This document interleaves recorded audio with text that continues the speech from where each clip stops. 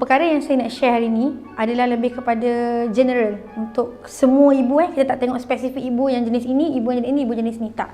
Kita tengok secara keseluruhan. Okey, apabila seorang wanita tu hamil, bukanlah kata dia kena duduk rumah, duduk diam je, dia tak ada buat apa-apa aktiviti. Susahlah kalau macam tu, semua tak nak kerja kan. So of course kita akan buat aktiviti yang kita suka. Tapi kita kena tengok secara amnya apa masalah kesihatan wanita tersebut. Saya bagi contoh. Katakanlah wanita tersebut di seawal kandungan tu dia sentiasa mengalami masalah turun darah. Kita panggil pervaginal bleeding. Sikit-sikit bleeding. Makanya kita akan mula check lah apa masalah dia ni. Kenapa dia asyik turun darah? Dia tak sihat ke? Turun darah yang sebabkan penat ke? Ataupun ada trauma ke? Ataupun memang ada masalah dekat kedudukan rahim yang rendah ke? Kita panggil macam previa, placenta previa tu ke? So kalau wanita-wanita tersebut mengalami masalah-masalah yang seperti itu, of course golongan-golongan ini adalah golongan yang tidak digalakkan untuk buat aktiviti-aktiviti yang berat. Kalau ibu-ibu yang tidak ada masalah seperti itu, depends on you punya badan juga. Kalau kata ini sentiasa Allah, you tak ada masalah placenta previa.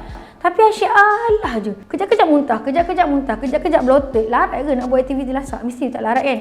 Buatnya tiba-tiba you pening-pening tengah nak kayuh basikal tu, jatuh. Lepas tu pendarahan kat kepala. So bahaya. Pendek katanya, you kena kenal diri you sendiri. Bagi contoh, saya masa mengandung anak pertama, anak kedua memang Allah lah yang masa first tu. Tapi bila dah 5 months and above, kita dah stable. So even masa 6 month pregnancy tu, saya pergi snorkeling.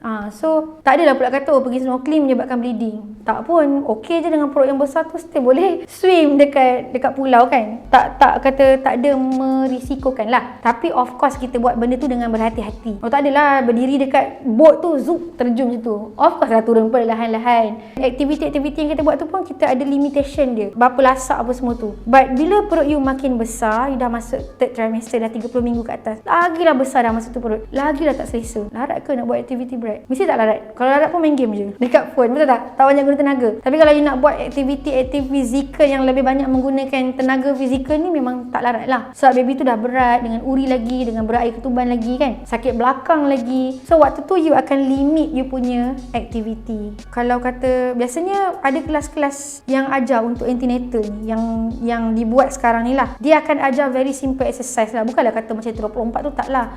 Angkat barang kan, macam guna ball yang besar tu apa semua tu, ada benda alat-alat yang dia akan bagi. Tapi untuk mereka yang tak ada alatan-alatan itu, simple exercise you buat menyapu sampah tu pun kira yang menggunakan tenaga juga kan. You lipat kain, you duduk saja tu, still buat sesuatu. Itu pun menggerakkan badan you, you buat sesuatu.